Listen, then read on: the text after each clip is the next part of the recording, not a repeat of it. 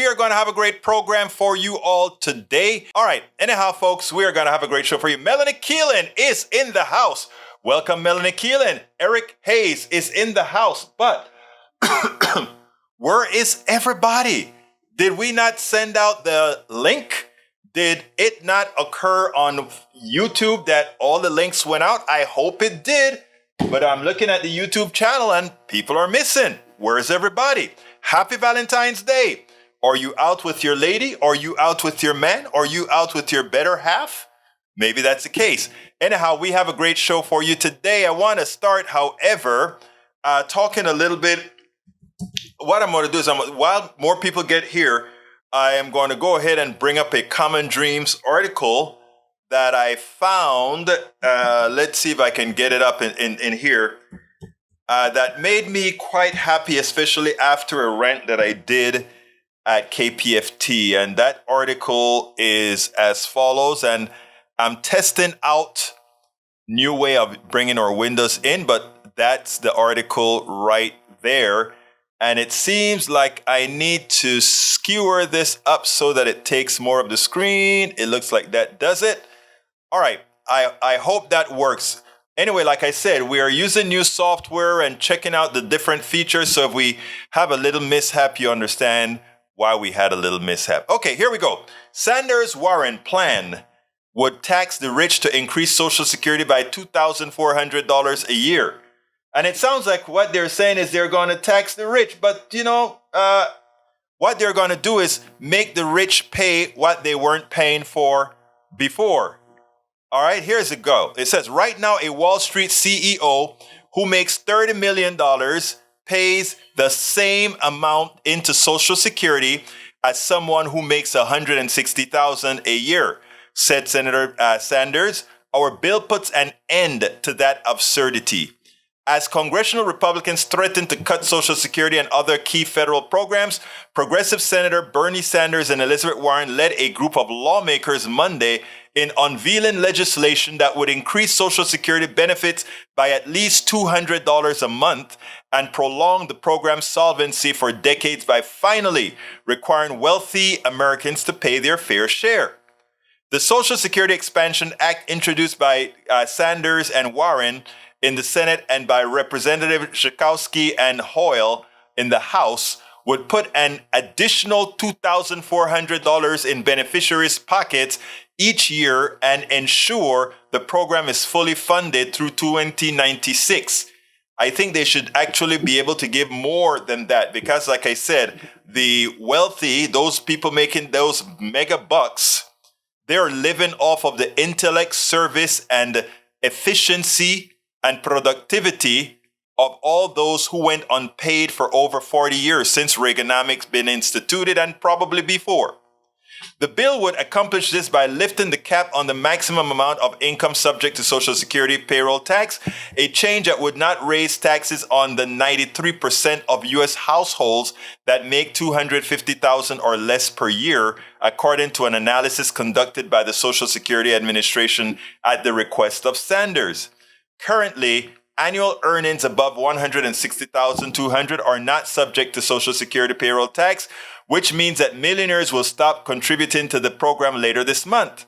The legislation proposes lifting the cap and subjecting all income above $250,000 per year to the Social Security payroll tax. If enacted, the bill would have raised more than $3.4 billion from the nation's top 11 highest paid CEOs alone in 2021, including $2.9 billion from Tesla and Twitter executive Elon Musk. Yes, that's what we need to do. At the time when nearly half of older Americans have no retirement savings and almost 50% of our nation's seniors are trying to survive on an income of less than $25,000 a year, our job is not to cut Social Security, Sanders said in a statement. Our job is to expand Social Security so that every senior in America can retire with the dignity that they deserve, and every person with a disability can live with the security they need, the chair of the Senate Committee on Health, Education, Labor, and Pension continued. The legislation that we introduced today will expand Social Security benefits by $2,400 a year and will extend the solvency of Social Security for the next 75 years by making sure that the wealthiest people in our society pay their fair share into the system.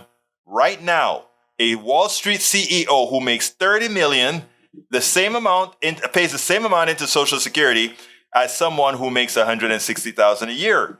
The Vermont Independent added, "Our bill puts an end to that absurdity, which will allow us to protect Social Security for generations to come while lifting millions of seniors out of poverty." As Sanders' office noted, before 1935, when it was signed into law, the President Franklin Roosevelt, about 50% of the nation's seniors were living in poverty, as well as countless Americans living with disabilities and surviving dependents of deceased workers. Nearly 90 years later, the senior poverty rate is down to 10.3%, and in 2021 alone, during the onslaught of the COVID-19 pandemic, Social Security lifted 26.3 million Americans out of poverty, including more than 18 million seniors.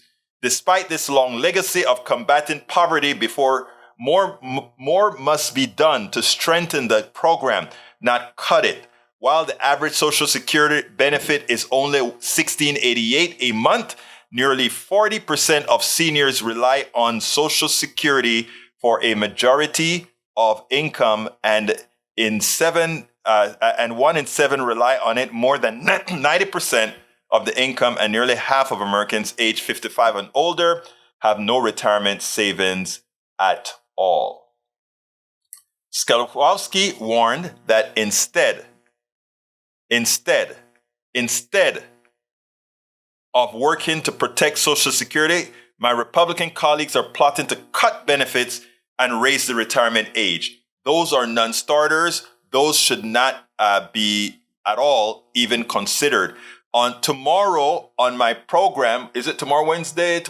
Yeah, tomorrow in my program, I will play a corrected excerpt from my Monday program at KPFT that gives the reason why we should not even be concerned about taxing the holy hell out of the rich, because they have been parasites in the way they have done in taxes in this country and continue to do in taxes in this country. Contrary to claims of GOP lawmakers who are clamoring to slash benefits and postpone eligibility, the latest annual Social Security trustee report showed that the program has a $2.85 trillion surplus in the trust fund, enabling it to pay 100% of promised benefits through 2035, 90% for the next 25, and 80% for the next 75. While House Republicans are willing to put Social Security on the chopping block, we are fighting hard to protect Americans' hard-earned benefits and expand coverage, said Hoyle. With the rising cost of living, it's time to modernize and expand Social Security. It is imperative that we do that. In addition to lifting the tax caps to boost benefits by $200 each month for all recipients, the Social Security Expansion Act would increase cost of living adjustment by adopting a more accurate measure of inflation, improve the special minimum benefit to help keep low-income workers out of poverty, and restore student benefits up to age 22 for children of disabled or deceased workers. Endorsed by 56 labor unions and progressive advocacy groups, the legislation is overwhelmingly popular among voters who have consistently expressed opposition to cutting or privatizing Social Security. According to polling results published Monday by Data for Progress, 78% of likely voters support the Social Security Expansion Act, including 85% of Democrats, 75% of independents, and 72% of Republicans. The survey commissioned by Social Security Works, that's my buddies Lawson's group, was conducted online from January 27th to January 30th. Social Security Works is proud to endorse the Social Security Expansion Act. The group's executive director, Alex Lawson, said in a statement, "This bill is the answer to any politician pundit who claims we can't afford it. Social Security, it protects and expands benefits." All right. Let's hear what some of you are saying now about that great article. We have James A. Robichaud says, taxing the rich does nothing to enable us to pay out more Social Security. We can pay out more Social Security by paying out more Social Security.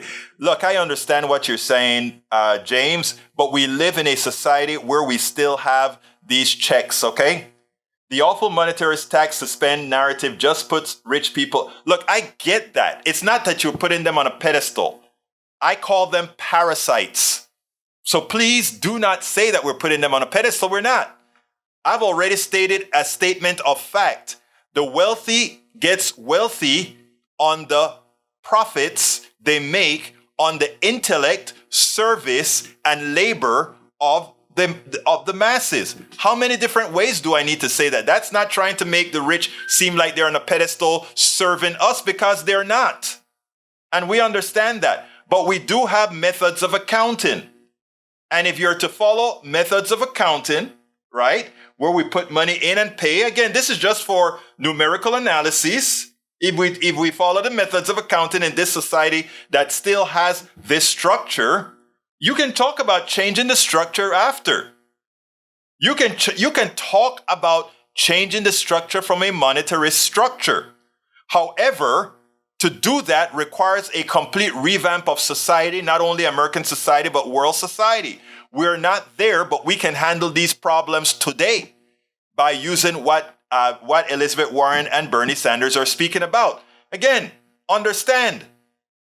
We understand the concept. We have to stop being singularly tunneled vision on solutions to problem. I understand all the aspects that you speak about, Brother Robichaud. I understand actually every single thing you're talking about, and we're not in disagreement. However, we do have a structure. You can choose to go and bite something that you'll never get, or you can do something that's attainable. And again, to make believe that somehow you're glorifying the rich by saying you guys have stolen enough, it's time to take it back. That's what we are actually saying. All right, 82247 says, or did I salute everybody? Melanie Keelan, welcome aboard. Michael Rudnin, welcome aboard. Just got home, wasn't expecting to be away that long. Well, you were, but you're here, which is what's important, my brother. Thank you for being here. Anyhow, continuing, we have, Egberto, what happened to Biden saying if you make $400,000, you won't be taxed anymore? Well, actually, I think he covered that. He's going to, just to keep that promise of $400,000. It looks like there is a window that he's leaving between the $250,000 mark and the $400,000 mark. In this case, I would go back on the promise. I would just go ahead and say, I'm sorry, it was ill-informed. All Social Security should be taxable, because you don't want to leave the person making $250,000 and less saying, oh, we are carrying the load. I think everything should be taxed. And maybe what we could do, here's what we probably could do. Because we're taxing everything now, and I don't know if Bernie and Elizabeth did this yet, we could probably drop the Social Security rate so that in effect, all those who make under $250,000 will actually get a tax cut, and those making $400,000 would make the same. And then those making over, the other thing, we could probably work some magic with the numbers to keep the promise. But I don't think, my thing is that there's such a small amount of people making between the $160,000 and the $400,000 that you can go ahead and say, forgive me, but for the better good of the country, my promise as defined was ill-advised. Let's see. Lee Grant says, or Mike Cisak says, Elon Musk doesn't make earned income in the billions, only taxes earned income. Hey, you heard what I said. I don't want only earned income to be taxed. I want wealth to be taxed because it was in fact generated at some time by appreciation, which is a form of appreciated income. It's income because it's what you have. I want everything taxed. Everything. All right. Lee Grant says, I've read 2020 tax forms filed 2021. The newest data shows that the top 1% of earners with incomes over $548,000 paid nearly 42% of all income taxes. What percent would left like? Well, you know why they pay that amount? Because they're the ones making the money. They're the ones that are parasites that are taking the money from the rest. If they were actually paying their fair share. In other words, when I say pay their fair share, I'm not only talking in taxes, I'm talking in wages. The reason a CEO can make $35 million is because the average worker going into the tanks, going into those oil tanks and scrubbing it, they're not making the money commensurate with what their value is to that company. So therefore, if they are stealing the money, of course they're going to pay more in taxes. Of course. Mike Cisak says the only parasites in this country are leftists who keep voting to steal money from people who earn their wealth. They didn't earn it. When Bezos sells my book, he did absolutely nothing for the extra delta he makes on my book. Bezos makes more on my book that I wrote than I do. Please don't talk to me about somehow these wealthy people earn their money. They are taking a piece of all of our intellect. I spent hours upon hours writing books, writing items. And when Bezos printed, because they have the turnkey method, he takes most of the profits because he can. All right? So please, that's a parasite. That's the actual definition of a parasite. Please. All right, let's see what else we got. Maywood says, good afternoon and happy Valentine's Day, everyone. Thank you, Maywood.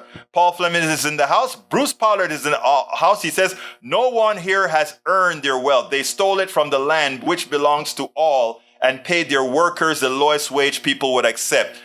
Bruce gets it. And Bruce ain't no pinko, communist, socialist. He's a right down the center guy, and he gets it. All right, Mike Cisa saying, Berto, you claim that the rich are getting wealth off the backs of others, that you are claiming people aren't getting paid. I am claiming they're not getting paid commensurate with their value. That's not hard to discern. They're not getting paid commensurate with their value. The mere fact that their excesses of what is made from their products and labor is going into the pockets of the wealthy. So yes, that's what I'm saying. They're not getting paid commensurate with their work. Maywood says, rather we would be taxing them at the... Okay, I'll read that one later. James A. Robichaud says, replying, holy crap, you straw man me and shifted the goalpost. Great job. Yeah, we need to change of understanding. You could be a part of what if you wanted to do so, but you are choosing to dignify harmful lies. I am not dignifying any lies. Please tell me a lie that I've told. Please give me a lie that I've told, my brother. Do not, if I do not agree with your premise, or I may agree with your premise, but I have a different pathway to the solution, do not disparage that. Work in concert. That is the only reason the right wing ever stands a chance. If we who are moral and have good ideas completely tries to be pure in our ideas, what then happens is we leave the door open for the charlatanes on the right. Okay, continuing. Let's see. Social Security Expansion Act. Thank you for putting that out there, E2247. Mike Cisac says, Gilberto, so would you tax unrealized capital gains? Yes. Absolutely. And I would also give a refund when if there is a depreciative value in that gain as well. So absolutely, yes, I will tax wealth. When my house, let's be clear, my house worth some value. Every single year, I pay property taxes on my home. My home is capital and it's taxed every year. My car is capital and it's taxed every year. A stock is capital. It should be taxed every year on its value on a particular date. Yes, it needs to be taxed. Not just the appreciation of the tax, but the actual value of the stock. Absolutely so. You are already paying it if you own land and you're paying property taxes of land, CSAC. If you do not support what I just said, you are saying, I don't mind being a sucker to the rich, because you are doing that. Tom C says, hey, GOP corruption investigation needed. Subpoena Jared Kushner laptop and find out what he did get in billions. James Rubichow says, pay their fair share reinforces the dishonest and harmful conservative liberty. All right, let's go to another comment. Egberto, you preach it is Republicans wanting to sunset Medicare and might want to talk about sunset. Guy leader said, and okay, I am not going to go into that portion at all. Let's see what else I got to say here. Mike Cisak says, I'm not going to go into that. I tell you what, Egberto, land is tangible, not stocks. You got to make up your mind. If stocks are not tangible, as you want to define tangible per IRS, if you don't want to define it as tangible, right, then don't call it capital. You see, the psychological games you want to play by having stock represent the taxes are the implied representation of the value of a company. No different than the value of land is based on what it's currently worth. Can the price of land go up and go down? Yes. Can the price of a stock go up and down? Yes. Is the stock representative of a company? Yes. Is the price of the land representative of the current value of that land? Yes. There is no different. The only distinction is created so that they can cloud your mind into believing they should not be the same. But anyway, folks, I have got to play. I have got to go to the new story that we have on the interview that I did today. So bear with me as I bring that interview in. Check out this interview, and then we'll take this Social Security on the other side. Thank you guys for being here. Welcome to one more edition of Politics Done Right. Egberto Willies, your host. We have a very special guest today, and I'm going to put this little entry. It's even more special because she's dear to me. This is my cousin, first cousin, and she is doing great work in Colorado, to be exact, Boulder, Colorado. Anyway, Katrina Miller is a journalist, producer, and director. She's the owner of Black Cat Video Productions. Katrina has been featured in Boulder's Lifestyle magazine, a speaker and panelist at the Rocky Mountain AV Expo, a guest on KGNU, NACP radio show, Black Talk, and is currently the director of the documentary, which we'll also discuss, a great documentary titled, This Is Bracketed, Not Who We Are, which explores racial equity and inclusion, placing Boulder as a microcosm of the U.S. as a whole. Ms. Miller has a degree in journalism from the University of Colorado, but says that experience has been her best teacher. From filmmaking, creative consulting, instructing, shooting, editing video, to directing videography at Red Rocks Amphitheater, Katrina said, I have over 20 years of experience in the field of video production. Katrina Miller, how are you doing today? Welcome to Politics Done Right. Thank you so much. It's such an honor to be here. You know, I follow you too and your show, and you're doing just wonderful things. So thank you so much for having me today. Well, how could I possibly not have you, especially after watching your documentary? Mm-hmm. I mean, I really enjoyed how you wielded one story to tell hundreds of stories with it. I mean, that took some effort to wield that one story to tell the multitudes of stories that you told. But before we get into that, Who is Katrina Miller? All right. Well, you know, I am a filmmaker. I have lived in Colorado for most of my life, but I definitely grew up in a military town that had a lot of diversity, a lot of different people, as most military towns do. But when I was 18, I moved to Boulder, Colorado, to go to the university here. It's definitely university town. But the thing I didn't know when I showed up was that it was the second whitest university in the United States at the time, being next to Brigham Young University. Wow, in Utah. Yeah, exactly. And so I get there, and it was very much so a culture shock. In my life, I have, been integrated with a bunch of different people, but I was dealing with people in Boulder who had never met even a Black person. And that was one thing even my roommate had said to me. I'd never even met a Black person before. So it's what ends up happening, though, in Boulder, because it's a college town, it really perceives itself as really liberal and progressive and full of really good people. But with that, there's a lot of blind spots, and it's hard for my town to often admit that we have a lot of the same problems as anywhere else, especially when you look at the unhoused, when we look at racism, just the gamut. And so what this film was doing was really exploring that gap between Boulder's self-perception and reality. And we did that through interviews with the African American community. And the people in the film range from, youth, middle school age, up until we have a lady who marched with Dr. Martin Luther King at one point in her life. So just showing the wide range of people who are affected by, a liberal town trying to hide the problems that it has.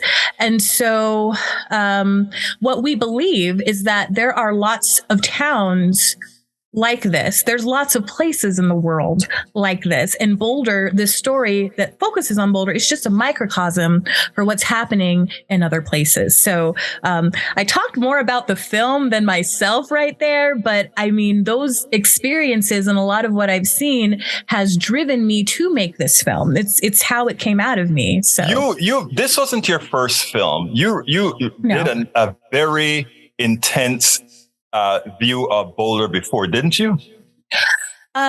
So not exactly. The other films that I've done, one was a student film that had a lot of similarities to this, but I was still a college student. There was a lot more skill to be had before a documentary feature was made. So there was that, and that film was made because I was a student on campus and I saw my friends go through incidents and learning about civil rights, taking really in-depth look at it in my history classes at CU, made me understand the power that the media had during that time, the civil rights of the 60s. And so I believe that I could make an impact too, if I made film and I focused on what was going on in my community. Yeah. No, but it's interesting because I think telling this kind of a story that has a wider appeal. In other words, I like the way that you express in your productions and what you do because of your actual background. There are a lot of axes that you don't have to grind. You can come to things from an objective point of view. And I'm going to bring up a little personal thing here in a matter in that you're in an interracial interracial marriage, which gives you the full perspective on either side and as well on the combined side. I've seen some of the writings that you've done on your Facebook page and other places.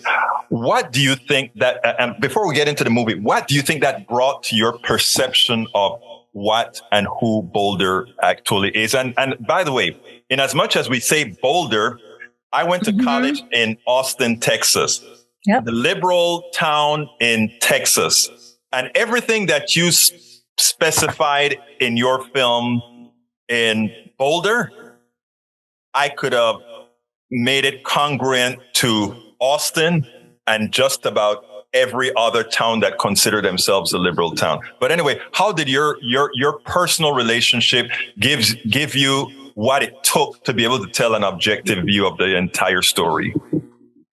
Well, absolutely, because I do live my life as an African American woman, regardless of me married to a white man or not. My lived experience has been in this body and with this skin. And when I was on campus, and even today, when I walk around Boulder, it's just, people are going to look at me and not say, oh, she has a white husband somewhere, or, oh, her, part of her is Latina or whatever. No, not in Boulder. They're going to see me as a Black woman. And in that has been my experience. And so Egberto, what I say is that every single experience that you see in that film is something that I have experienced to some degree. And it became more pronounced when I moved to a town that was majorly white. It became more pronounced, and I saw more people around me having negative experiences and things even more serious than I did. I know everything's relative, but I haven't had guns pulled on me when I'm trying to pick up trash in front of my front yard, that kind of thing. And so just having humanity, I believe as well, is what drove me to really want to create something like this, and really believing that there is a possibility for change. If people are aware, if people understand more of a context, which history helps with, and stories are very impactful. So. And I noticed that is what you place on your site, where you talk about being able to story tell. And going into the movie itself now, this is not in bracket who we are. And let me tell you, I was fixated on the movie. I started watching, and it's a movie where you start the movie, and how I'm always blogging. You start the movie, and you have to stop what you're doing. And it is that impactful. And what I love about the way you do it is you weave one story to show that story is a microcosm of everything that has occurred thereafter. So what I want to ask you to do is to go ahead and start the story. Tell us a little bit of, not enough that the folks aren't going to want to click on the link below, that I want you guys to go ahead and check out this movie. This is an important movie. I don't care who you are. This is an important movie for every single American to see. And most important about this movie is how it is told in a manner that it's not necessarily comfortable, but is palatable for everybody to see. Please. Yeah, absolutely. Well, in Boulder, Colorado, 2019, it made national news when a young man named Zaid Atkinson was in front of his apartment where he lived, doing work study, picking up trash, taking care of the property. And he was approached by a police officer who asked him over and over again, "Do you belong here? I need to make sure you belong." Zaid proceeded to supply him with information to let him know, yes, I do live here, but police officer wasn't having it. At the end of the day, how the story was playing out, this young man, Zaid, ended up with 6 police officers surrounding him with guns drawn, all because he was picking up trash in his yard, and people did not believe that he belonged there. And for what reason? That is the through line of our film. It starts there, but throughout the movie, you hear stories from students who are experiencing bullies in schools. You hear about the microaggressions that people are facing, and how that has an effect and toll as well. You also hear about the loss of economic and vocational opportunities. basically a lot of different systemic issues are brought out and talked about through story. So when you say that it's palatable, I do believe that that's why this film does feel accessible, because it's all done through story. Mm-hmm. I will stand by saying that this film isn't necessarily trying to prove a point. What we did was we turned the lens. We looked at Boulder through a Black lens. We looked at a town through a Black lens, whereas it's always been looked at through a white lens. Look at how beautiful our mountains are, and all the outdoor life in our university. But every picture has the white family, the happy white family. And it's like, well, where are we? Where is everybody else in this picture? And so that is what our film did. It gave everybody an opportunity to speak about their different experiences, in hopes that we can have our recognition in this town, in hopes that people see that these problems are real. We're not talking about history. And people try to make actionable change. And again, in the film, we talk about all these different things that are happening through stories. And I tell people that whatever triggers them, that's the thing. That is what you need to pursue and the work you need to be doing.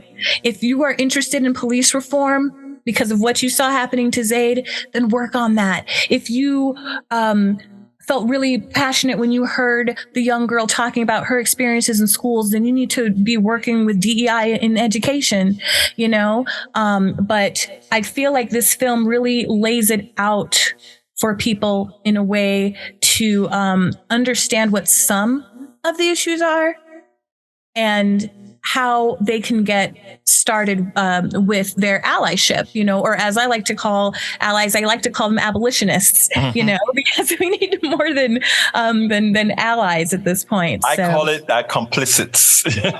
Yes. Yeah. And so, but really, with all these stories, I feel as if the film ends on, it does end on a hopeful note. There is that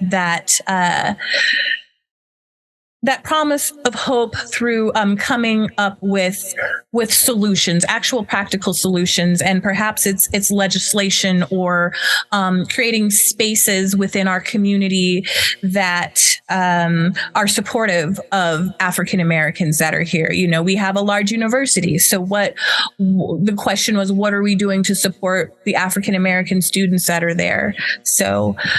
Yeah, the film covers a lot. It covers a lot of ground. Right. And there's something that I want to say a little bit differently than you said it. And that is, you said as far as go do something, or rather, I want to say that the film is one of those films that says, damn it, go do something. Yeah. And the title also says it all. The way the title is written, this is in brackets, not but who we are. In other words, this is who we are. We don't want to be this, but this is who we are. And the thing about it, it presents it in a manner that you can say, oh my God, I didn't realize that. But you know what? Now that I do, I can actually do something about it. I just want, like I told you, as soon as I saw the film, and I think I called you immediately after watching it, and sent you an email immediately. I had to say, God, well done. And I'm not easily impressed with the amount of stuff that I see. Yeah. And I sat at that film and it's like, wow, we need to get this film a hell of a lot of coverage because it speaks to people and people will understand it as they see the particular film. Now, you are an award-winning person who hates talking about herself, but I'm going to use Big Cousin on top of you and say, hey, girl, before I don't even want to talk about the new thing that happened today. Tell us about some of those awards Boulder has been awarded to this hell of a director here. All right. Well, one of the most amazing things that happened with this film is that, we were in our Boulder International Film Festival, our local film festival. It's actually pretty huge in that world. And I already knew that our film was not in a category to be judged. I was given privy to that information. It's like, okay, we're not going to win any awards this time. And at the award ceremony, it was a just true surprise and so reaffirming when we won the People's Choice Award. Mm-hmm. So the people voted for our film, telling us that they resonated with this, that they want to see this film be successful in hopes to prompt more people into action, that more people should see this film. And again, it just blew me away. This underestimated film, Black filmmaker, with my team. And look what happened. Look what happened because of the people. And that gave me so much hope. So there was that, boy. Well, you got to know. Okay, I tell you what, let's start with today. The award today. See, okay. I mean, you have such a hard time. Let's start with today. Okay. The YWCA is an organization that their mission is to empower women and eliminate racism. They are an organization that is in many states, many cities, many states, and it's all over the world. This is international. And the things they do are incredible, bringing STEM to young people, helping women to get out of domestically violent situations, having demonstrations like marches, but also having tables there where people can sign up in a way that they can actually do actionable steps after the demonstration. Anyway, I think they're wonderful. And this year they decided to give me the Impact Award for our community. So I'm winning the YWCA Community Impact Award. And what they told me is, this film is not only bringing awareness and in our community, but it's really bringing along dialogue, and people are talking and they're sitting having these conversations that felt so hard at one point, but now they're realizing how critical it is if they really want to be the people they say they are, that there's action that has to happen behind it. And so it meant so much to be recognized by the YWCA for that. So interestingly, your film shouldn't have won an award, but it got a People's Choice Award. Somehow out of the blue, somebody calls you up today and say, we want to give you the darn Impact Award. A couple of years back, I saw you on stage getting another award. Doesn't that tell you something, Katrina? Yes. Your work is so very good. And it as more people see this, there's just a hell of a lot more to come. That's all I can tell you. There's just a hell of a lot more to come. I hope so. I really hope so. This isn't the last film, and it's only in me to make films about groups that need it most, groups that need to be highlighted, and the issues that need to be highlighted, and most prominently the Black community.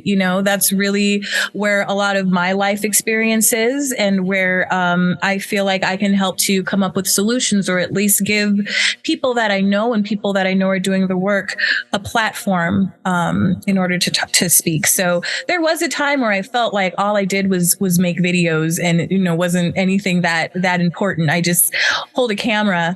But these past few years, I have really seen what an impact my films are making. And it's just like some of the films that I have watched in the past as well that have had impacts on me, and documentaries, because not only am I able to educate people on history and social issues, I've also had opportunities to highlight people in our community who people never knew about. There's a lot of there's elderly African American women and men here, and that have stories of how they helped to make Boulder as, I don't know, to make Boulder what it is. And they are unsung heroes and people don't know their stories. And so there's a woman that I've been working with who knows a lot of these people. Her name is Glenda Robinson.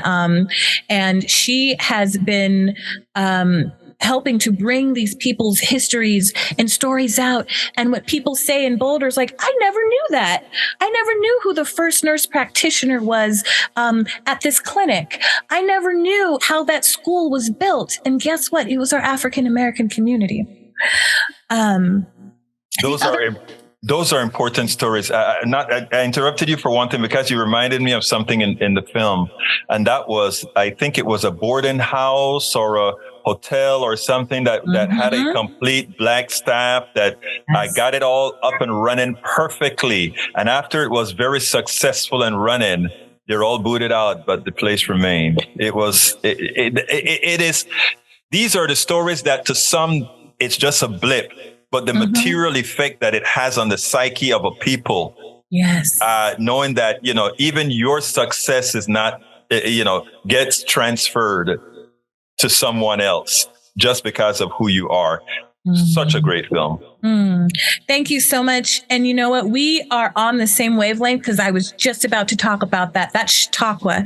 Chautauqua is a very well-known just area in Boulder. There's a dining hall. There's hiking because it's right at the foot of these mountains we call the Flatirons. Beautiful area, very historic. And when it first opened in the early 1900s, the Chautauqua Dining Hall, or an auditorium. It's like this huge complex. When it first opened, they did have an all-black staff, and we find out through the film that basically everybody was terminated, and even the black manager who was the supervisor of everybody, everyone was just terminated. I can't give away too much of the movie. No, you can't. Right. I think that tells enough. Yeah. And so living in this community, let me tell you what happened and what I think is great too. So living in my community after the film comes out, wins the award, everybody wants to see it. There's in my town, and there are different venues contacting us. How do we screen the film? How do we screen the film? Chautauqua called me. Oh, really? Yes. And it's like, okay, Chautauqua. All right. Well, you're in the film. Okay, Chautauqua, I think you should have an event. And I think that we should have artists and speakers, and everybody should get paid, and it should come out of your pocket.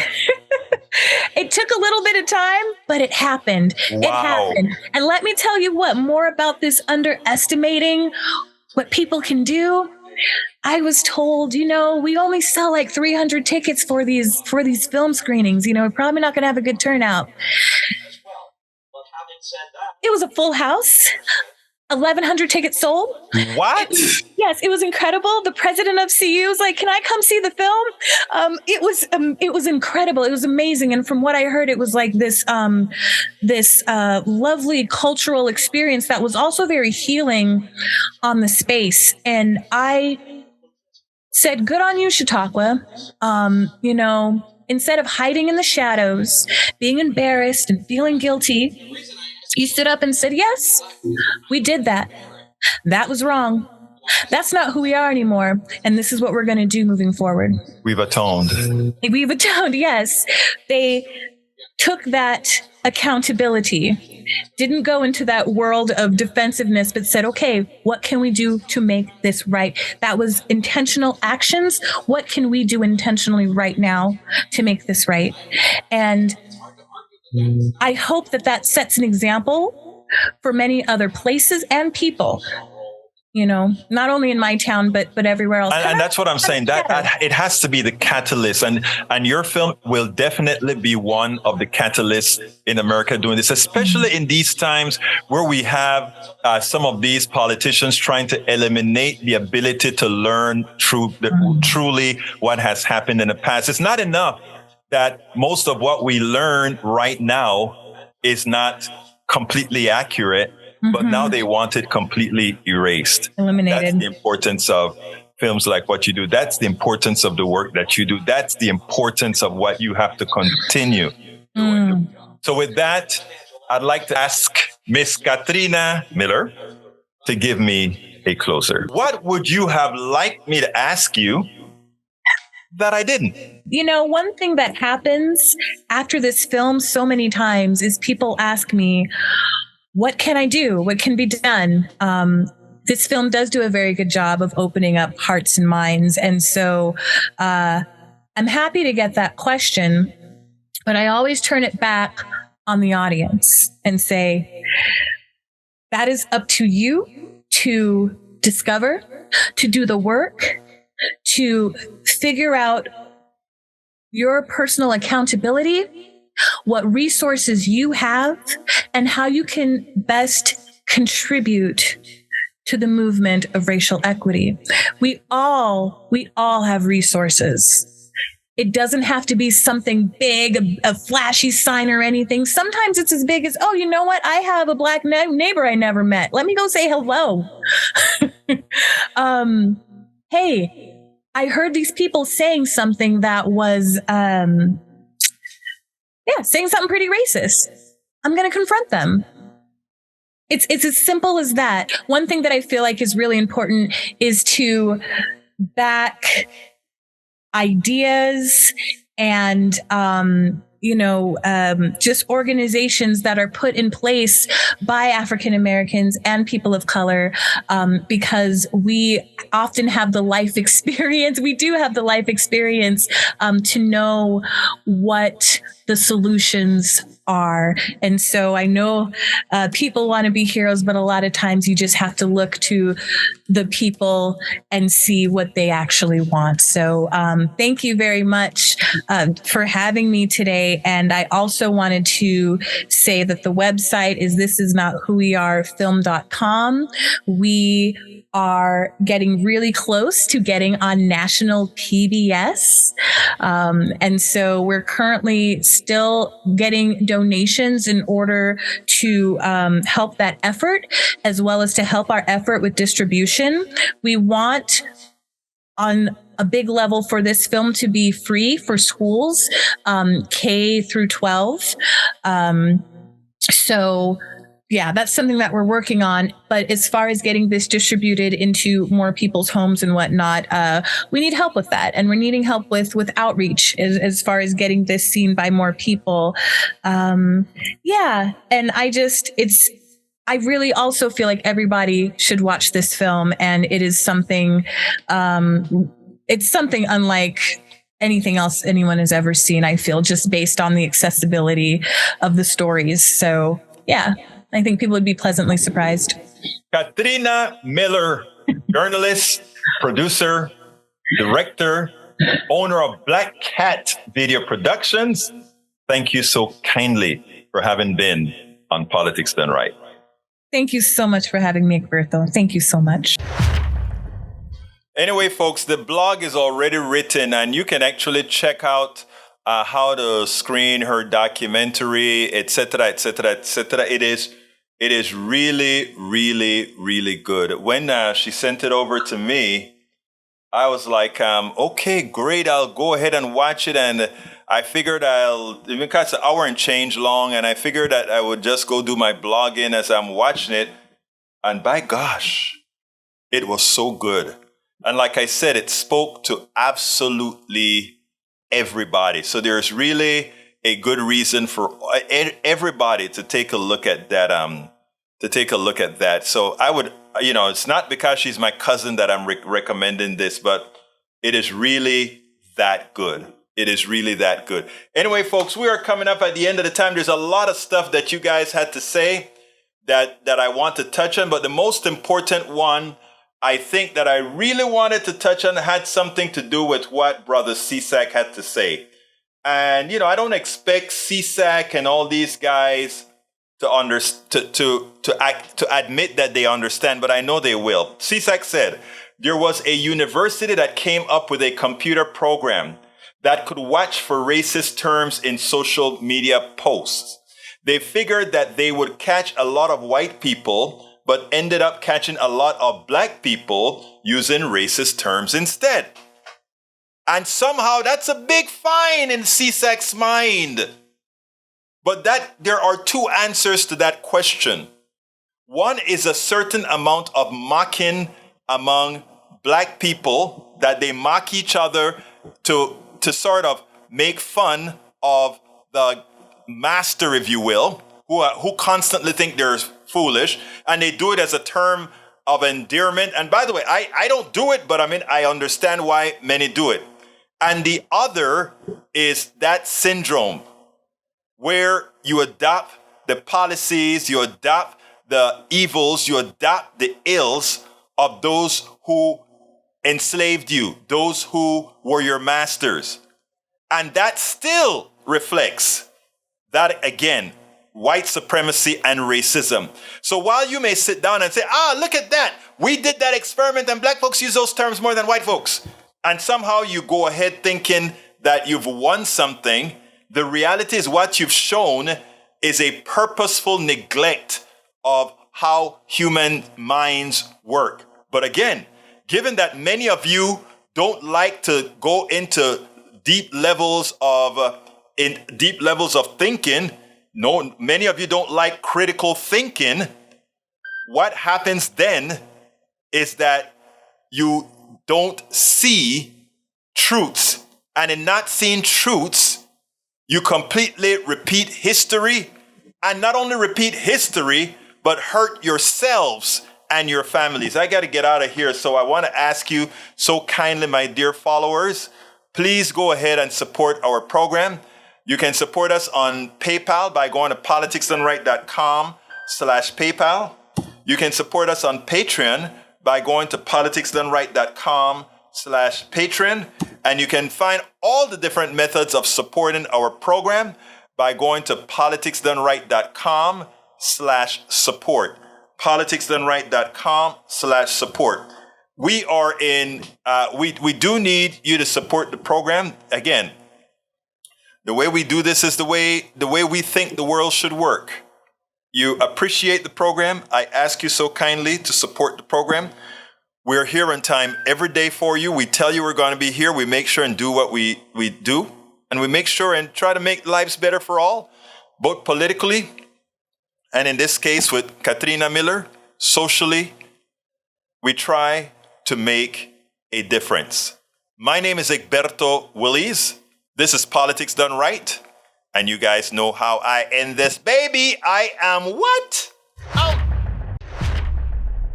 We spend a lot of time deconstructing the news, trying to parse it into a form that everybody can understand. We try to find those little nitpicks where it flies above the fray, etc. If you really like these videos that we do, I want to ask a big favor. Please go ahead. Number one, subscribe to our channel. And number two, please join if you can. Thank you so kindly for watching. Keep watching. Please remember to share. We must populate the entire internet with our progressive message, a message that we know is what most Americans say that they want. So help us, please join.